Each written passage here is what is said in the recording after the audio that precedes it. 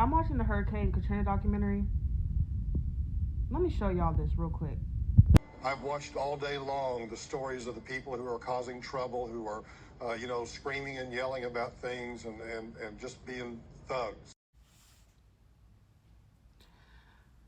Mind you, there's thousands of people outside that Superdome, inside that Superdome, starving, children, babies, older people who don't have access to medicine or something that can keep them alive. And this man is worried about that.